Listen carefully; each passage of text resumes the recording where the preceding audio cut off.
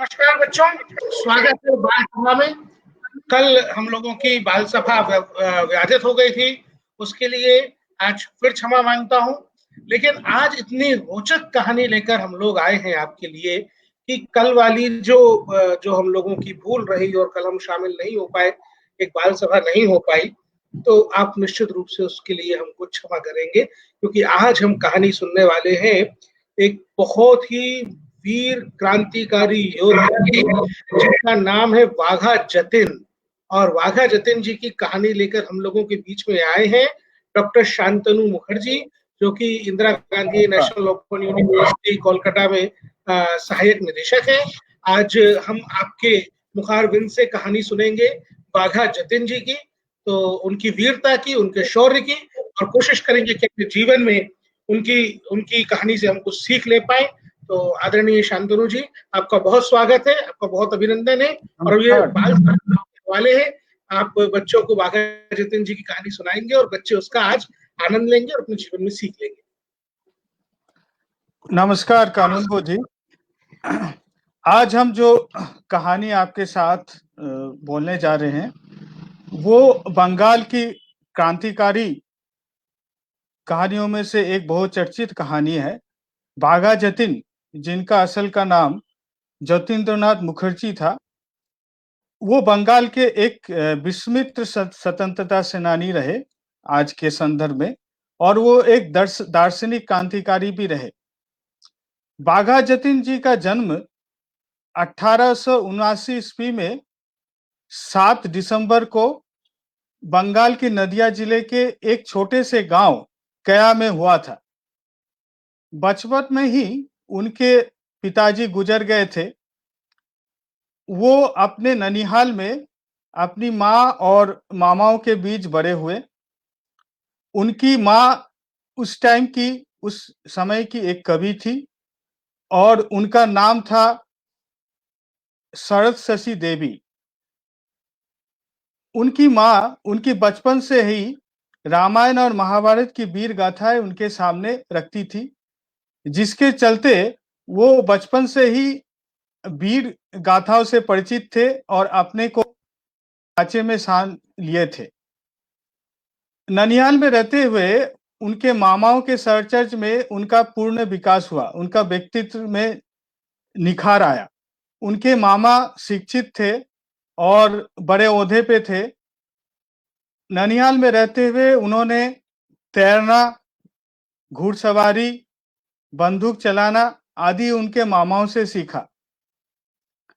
चूंकि गांव में अंग्रेजी पठन पाठन की ज्यादा सुविधाएं नहीं थी, वो उस टाइम के डिस्ट्रिक्ट टाउन कृष्णनगर में, नदिया जिले के डिस्ट्रिक्ट टाउन कृष्णनगर में कृष्णनगर एवी स्कूल में पढ़ने के लिए आए।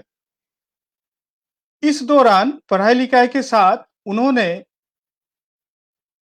कसरत और खेल धूल में भी अपना रुचि दिखाई।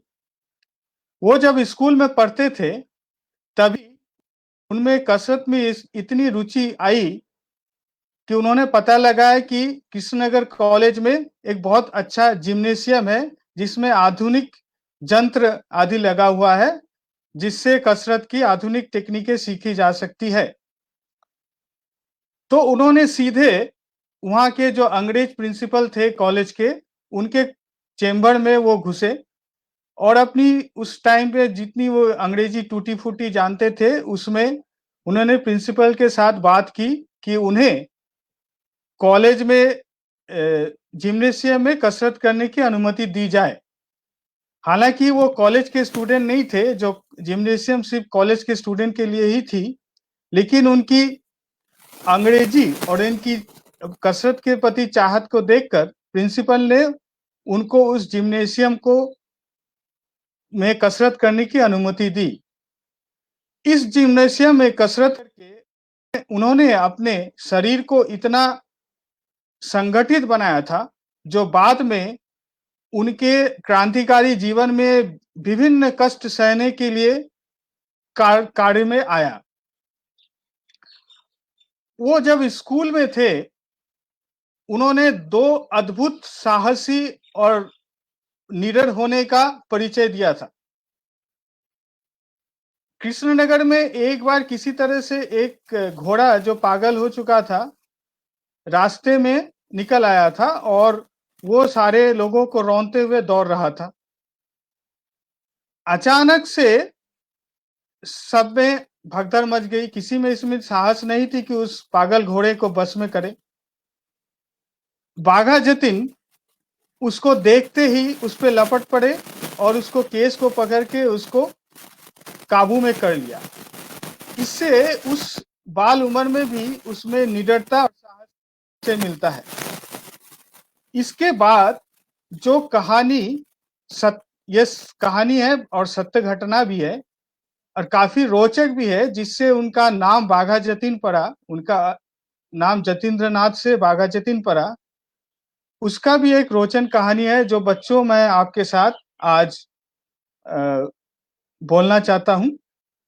जब वो स्कूल में पढ़ते थे, एक बार उन्हें पता चला कि उनके गांव के पास ही एक जंगल था, उसमें से एक बाघ निकल के गांव के आसपास बहुत तबाही मचा रहा था, गाय बकरियों को खा ले रहा था, लोगों को में बहुत परेशानी थी।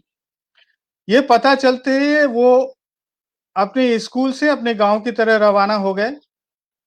वो अपने घर पहुंचने के बाद उन्हें पता चला कि उनके गांव के घर में जो एक बंदूक थी जिसे वो प्रैक्टिस करते थे, वो उनके एक भाई लेकर उस बाघ को मारने जंगल की तरफ रवाना हो चुके हैं।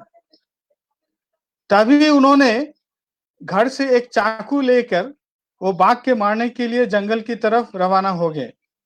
घर के लोग मना करने की पर भी कि एक चाकू लेकर बाघ को कैसे मार सकते हो, फिर भी वो निडर रहे और अपना साहस लेकर जंगल के तरफ चले गए।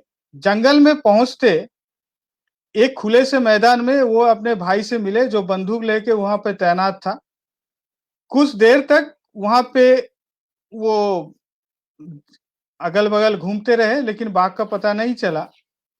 अचानक बाघा जतीन जंगल के तरफ पीठ देके जहां पे खड़े थे, पीछे से बाघ ने हमला कर दिया।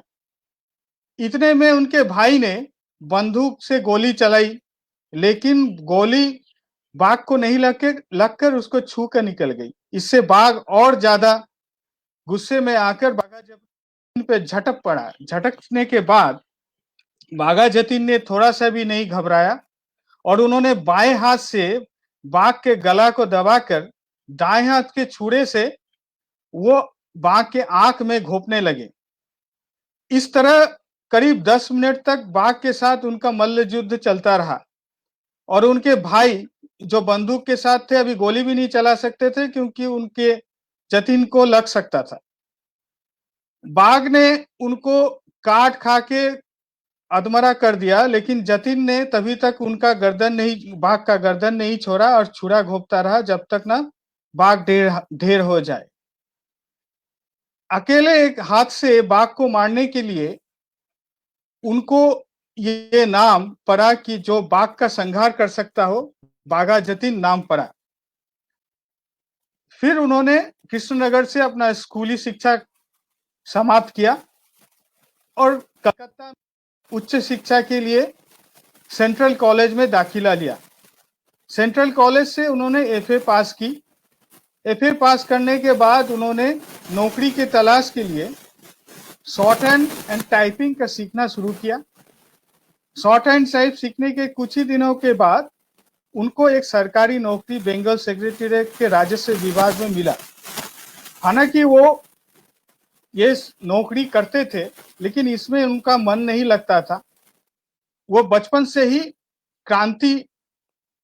देश में क्रांति लाने के लिए सपना देखते थे और उस समय में वो प्राचीन भारत की इतिहास, गीता और विवेकानंद की कहानियां, उनकी लेखन, उनके विचारधारा से काफी प्रभावित हुए। विवेकानंद की सारी किताब पढ़ के उन्होंने क्रांति की भारत की आजादी लाने के लिए सोची। हालांकि बंगाल में क्रांतिकारी आंदोलन का आरंभ 1902 साल में श्री अरविंद घोष के नेतृत्व में हुआ था, लेकिन 1900 ईस्वी में से ही कुछ क्रांतिकारी एक्टिविटीज नदिया जिले में, जहां बाघा जतीन रहते थे, वहां पे शुरू हो चुकी थी। कोया एंड रायदा ये सब जगह में शुरू हो चुकी थी। अंग्रेज की खुफिया दस्तावेज से यह पता चलता है कि उस टाइम ये क्रांतिकारी जो भी काम होते थे, ये बाघा जतीन के शहर में ही उस समय हो रहा था। 1902 में जब सूरत की कॉलेज में वो प्रोफेसर थे, वहां की नौकरी छोड़कर बंगाल में आए और अखाड़े की आड़ में, अखाड़े, बहुत सारे अखाड़े की उन्होंने स्थापित की। अखाड़े की आड़ में ये जातीयतावादी आंदोलन का सूत्रपात हुआ। 1902 ईस्वी में अनुशीलन समिति की स्थापना हुई। श्री अरबिंदो अनुशीलन समिति कोलकाता के 3 प्रमुख इकाई में एक इकाई का प्रमुख बने। बाघा जतीन इस समय उनके विचारों से काफी प्रभावित हुए और अनुशीलन समिति की मुरारीपुर स्थित जो कार्यालय थी उसमें आने जाने लगे। अरबिंदो भी बाघा जतीन की कर्तव्य निष्ठा और सांगठनिक क्षमता को देखकर 1906 में एक दल का गठन किया।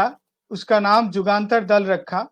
इस जुगांतर दल में श्री अरबिंदो के अलावा उनके भाई बारिन घोष और बहुत सारे उस समय के क्रांतिकारी नेता थे।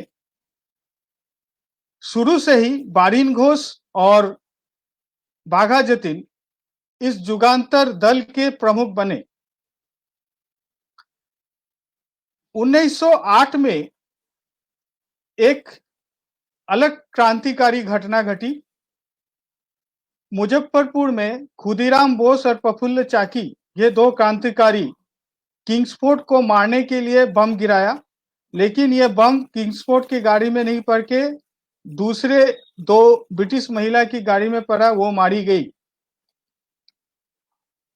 प्रफुल्ल चाकी और खुदीराम वहां से भाग निकले। प्रफुल्ल चाकी पुलिस को पकड़ने से पहले गोली चलाकर खुदकुशी कर ली, लेकिन खुदीराम बोस वो पकड़े गए। उनको फांसी की सजा हुई। 18 साल की उम्र में उनको फांसी में चढ़ाया गया। फांसी में चढ़ने से पहले खुदीराम बोस ने अपनी मातृभूमि को जननी के रूप से कल्पना करके गाते हुए, हंसते हुए जैसे फांसी के फंदे को गले से लगाया। इससे बंगाल के युवमानस में काफी प्रभावित किया और इस प्रभाव से जतीन भी अलग नहीं थे। जतीन इस समय जुगांतर दल के काम के लिए दार्जिलिंग में जा रहे थे। दार्जिलिंग के जाते हुए सिलीगुड़ी स्टेशन में उनकी झड़प 4 अफसर, मिलिट्री अफसर, ब्रिटिश मिलिट्री अफसर से हुआ, जो दूसरे भारतीय यात्री के साथ बदतमीजी कर रहे थे। जतीन ने अकेले ही इन 4 को पीटा। ये इतने बुरे तरह से पीटा था, इनको हॉस्पिटल में भर्ती करना पड़ा था और हॉस्पिटल से ये निकलने के बाद ये अफसर जतीन के नाम से केस किए थे कोर्ट में, जिससे उनको प्रेस में काफी उछाला मिला और बंगाल के जनमानस में, इवन भारत के सारे लोगों ने जतीन को इसलिए सराहा कि उन्होंने न्याय का काम किया और उस समय किसी भी भारतीय को, मिलिट्री ऑफिसर को खाली हाथे इस तरह से पीटना कल्पना नहीं की जाती थी। इससे काफी युवा मानस में जतीन के प्रति एक सम्मान का रूप लिया।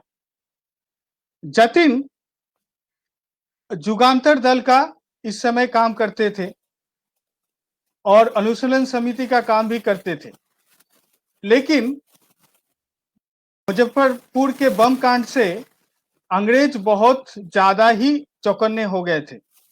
वो क्रांतिकारी के गतिविधि पर नजर रख रहे थे और अनुशीलन समिति की मुरारी पुकुर जो कार्यालय थी वहां से बारिन घोष और दूसरे नेता पकड़े गए मुजफ्फर बम कांड से, क्योंकि वहां से बहुत सारे बम के बनाने की पद्धति और चीजें बरामद हुई थी।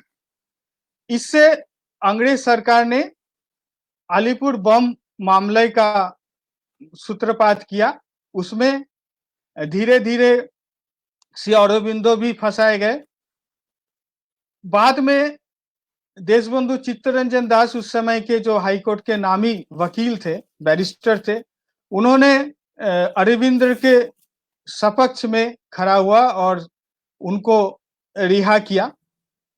बारिन घोष, उल्लासकर दत्त, इनको फांसी की सजा हुई थी अलीपुर मामले में, लेकिन उसके बाद उनकी फांसी को सजा को भी उसको काले पानी की सजा में तब्दील कर दिया गया। श्री अरबिंदो जेल में रहते के समय उनको आध्यात्मिक चेतना का आभास हुआ और वो क्रांतिकारी गतिविधि से अपने को दूर कर लिए। इस पर्व में 1908 से 1915 तक, जब तक बाघा जतीन जीवित रहे, इसको द्वितीय पर्व कहा जाता है क्रांतिकारी आंदोलन के बंगाल के। इसके जतीन, बाघा जतीन प्रमुख रहे। 1908 से 8 में जुगांतर दल ने उस टाइम में जो सब सरकारी अफसर, जैसे पुलिस के इंस्पेक्टर हो या वकील हो, सरकारी वकील हो, जो क्रांतिकारी के खिलाफ जा रहे थे, इनको धरने की काम कर रहे थे, इनको फंसाने की काम कर रहे, इनको सजा दिला रहे थे, इनको दुनिया से हटाने की बीड़ा लिया।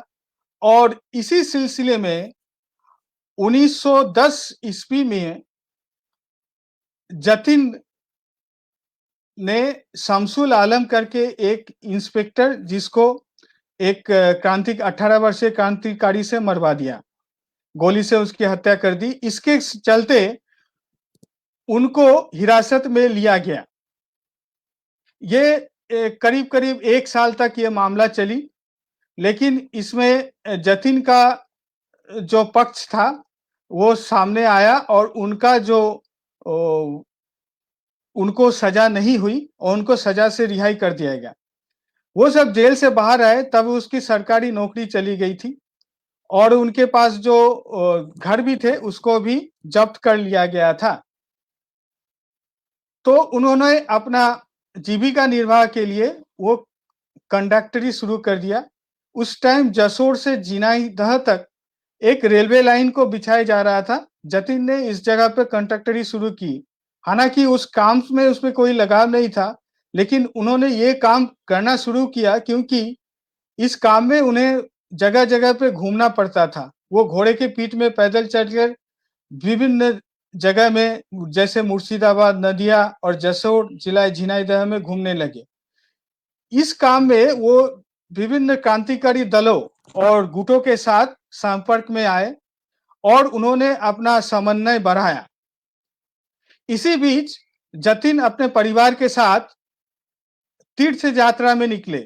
तीर्थ यात्रा के आड़ में वो असल में बंगाल के बाहर जो क्रांतिकारी आंदोलन चल रहे थे और क्रांतिकारियों से समन्वय और जोगाजोग बढ़ाने की कोशिश कर रहे थे। वो वृंदावन में जतीन्द्रनाथ बनर्जी, जो उस समय के बड़े क्रांतिकारी थे और उत्तर प्रदेश और पंजाब के क्रांतिकारी से समन्वय बनाए हुए थे, उनका जोगाजोग था, उनके साथ मिले। बनारस में रासबिहारी बोस, जब बंगाल के क्रांतिकारी थे और देहरादून में अभी रह रहे थे, उनसे उन्होंने मुलाकात की। रासबिहारी बोस उस समय एक सामरिक विप्लव या अभ्युत्थान की चिंता वो कर रहे थे। 1857 के सिपाही विद्रोह की तरह ये विद्रोह भी सामरिक रूप से विभिन्न सामरिक जगह से शुरू होने वाला था और एक साथ एक ही दिन में विभिन्न कैंटोनमेंट इलाके से शुरू होने वाला था। कलकत्ता में फोर्ट विलियम में भारतीय मूल के अफसरों को, मिलिट्री अफसरों के साथ मिलने के और उनको अपने विचारों के समझाने के लिए और उनको क्रांति में शामिल करने के लिए दायित्व बाघा ज्योतिन पे रासबिहारी बोस ने दिया। बाघा ज्योतिन ने इस दायित्व को बखूबी निभाया और उनके साथ मिलने लगे और क्रांति की तैयारी करने लगे। इसी बीच युगांतर दल ने बहुत सारे राजनीतिक डकैती का अनुष्ठान किया जिससे क्रांतिकारी को पैसे मिल सके। इसके बीच ये खबर आई कि कलकत्ता में एक रॉडा कंपनी, ब्रिटिश कंपनी थी रॉडा कंपनी, जो कि गोली बारूद और बंदूकें बेचती थी यूरोप और अमेरिका से लाके। इसमें खबर आई कि रॉडा कंपनी का एक जहाज आ रहा है, उसमें से बहुत सारे 50 माउजर पिस्तौलें और बहुत सारे असलहे आ रहे हैं। जतिन ने रॉडा कंपनी में उनका एक क्रांतिकारी बंधु शीश चंद्र सरकार से उन्होंने अपना जोगाजोग किया और उन्होंने अपना शीश चंद्र सरकार को उस रॉडा कंपनी के पिस्तौल को उड़ाने की दायित्व सौंपी। जतिन के अगुवाई में शीश चंद्र सरकार ने वो रॉडा कंपनी के पिस्तौल और गोली उड़ा ले गया, जो कि बाद में क्रांतिकारी आंदोलन के काम में आया। इस बीच 1914 में पहला विश्व युद्ध का आरंभ हो चुका था। जर्मनी में भारतीय क्रांतिकारी के जो समन्वय था, वो लोग कुछ एक लोग जो वहां पे बसते थे, जैसे जितेंद्र दत्त लाहिरी, ये उस टाइम पे क्रांतिकारी थे और जर्मनी में से बंदूकें, असलहे और बम वगैरह सब लाने के लिए जर्मनी सरकार को राजी करवा चुके थे। इधर जतिन ने अपने ही एक सहयोगी, जिनका नाम नरेंद्रनाथ भट्टाचार्य था, जो बाद में बहुत ही फेमस मानवेंद्रनाथ रॉय नाम से अमेरिका में फेमस हुए एज ए लेफ्टिस्ट क्रांतिकारी, इनको जेल से छुड़ा के बैटाविया यानी कि इंडोनेशिया में भेज दिया, क्योंकि बंगाल की क्रांतिकारी के उस समय पे बैटाविया में एक घर था और वहां से वो पैसे और बंदूकें और असलहे क्रांतिकारी गतिविधि के लिए बंगाल में भेजते थे। इंडोनेशिया बैटाविया के बगल में ही बैंकॉक में पंजाब के गुटों का एक घर था, वहां से भी वो लोग बंदूकें और असलहे भेजते थे। तो जो जतिन का सहयोगी था, वो बटाविया में पहुंच के उसे पता चला कि एक अमेरिकी जहाज जिसमें बंदूक और असलहों से लैस है, उसका नाम था SS मैवेरिक, जो अमेरिका के बंदर सेंट पेड्रो से खुलने वाला है और कराची के बंदर में आने वाला है। उसने उसको कराची के बजाय बंगाल की खाड़ी में मोड़ने के लिए बातचीत की और ये सफल हुआ। तो ये तय हुआ कि जर्मनी से एक जहाज असलहों के साथ और एक अमेरिका से जो जहाज निकलेगी, ये जहाज आके सुंदरबन के हतिया नामक एक द्वीप है, वहां पे आएगी और यहाँ से असलहे निकासी की जाएगी। निकास के बाद ये 3 जगह पर ले जाएगी, एक कलकत्ता, एक हतिया द्वीप में ही रहेगी और एक बालेश्वर उड़ीसा में ले दिया जाएगा। तो बालेश्वर में ले जाने का जो दायित्व ये बाघा जतिन पे पड़ा। इधर ये जो दोनों जहाज, एक जर्मनी से और अमेरिका से आने वाले थे, ये विभिन्न कारण से अमेरिका के गवर्नमेंट की चौकसी से और जो जर्मनी से जो जहाज जावा के थ्रू से आ रहा था, वो चीन के गवर्नमेंट की चौकन्ने से नहीं आ पाया और जतिन अपने 4 सहयोगी के साथ बालेश्वर पहुंच गए। ये 1915 की अगस्त महीने की कहानी है। जब जतिन अपने सहयोगी के साथ बालेश्वर पहुंचे, वो बालेश्वर में जहां पे रुकते थे यूनिवर्सल ट्रेडिंग कॉम, जहां पे एक दुकान थी, जहां पे उस समय के क्रांतिकारी ठहरते थे, वहां पे नहीं ठहर के क्योंकि उनको भनक लग गया था पुलिस उनके पीछे है, वो बालेश्वर से दूर करीब 20 किलोमीटर दूर एक जंगल के पास एक गांव में वो रहने के लिए चले गए। यहाँ पे वो 6 अगस्त को पहुंचे, लेकिन 6 अगस्त के पहुंचने के बाद ये जो गांव कोप्तीपोदा, इसमें पहुंचने के बाद वो दल को 2 भागों में वो विभक्त कर चुके थे। कोप्तीपोदा में उनके साथ ज्योतिष और मनोरंजन रह गए, और 2 जो उनके सहयोगी थे, चित्रप्रिय और नरेन, ये पास के ही 12 मील दूर पास के ही एक और ग्राम था तालदी, इसमें चले गए। इधर 6 अगस्त को ज्योतिष को बहुत जोर से बुखार आया, काफी बुखार आया, इसलिए उनको ज्योतिन को वहीं पे रहना पड़ा। इसलिए पुलिस को उस टाइम पे कुछ टाइम मिल गया। पुलिस उस टाइम बालेश्वर में यूनिवर्सल ट्रेडिंग कंपनी छापा मारी और वहां से कागज में कोप्तीपोदा नाम के ग्राम का उन्हें पता चला। तो वो बालेश्वर में बड़े से फोर्स लेकर चारों तरफ से घेरने लगे। 9 अगस्त की सुबह को जतिन अपने साथियों के साथ अपने जगह से निकले और बूढ़ी बालाम नदी के किनारे आए। उस समय वर्षा काल होने के समय होने के कारण बहुत जोर से बारिश हो रही थी और उसके धार भी बहुत तेज थे। तो उन्होंने उस टाइम पे जो स्थानीय मछुआरे थे, उन्होंने कहा कि कृपया हमें नदी को पार कर दे। स्थानीय मछुआरे उनके साथ उनके काम में आए, उनके नाव में नदी पार किए, लेकिन चूंकि उस टाइम पे पहले से ही अफवाहें फैलाई हुई थी कि यहाँ पे कुछ डकैत पिस्तौलों के साथ घूम रहे थे, इसलिए उस मछुआरे ने तुरंत जाकर गांव के दफादार को इस खबर दे दिया है कि कुछ डकैत इस जगह में घूम रहे हैं। इस परिस्थिति को देख के जतिन अपने साथियों के साथ मयूरभंज के जंगल की तरफ चले गए और पैदल चलते रहे। पैदल चलते चलते दोपहर तक वो दामिदा गांव तक पहुंचे। इधर अफवाह फैल चुकी थी कि जर्मन लोग बंदूक लेके जंगल में घूम रहे थे, इसलिए गांव वाले उन पे चढ़ाई कर दी, उनको काफी परेशान करने लगे।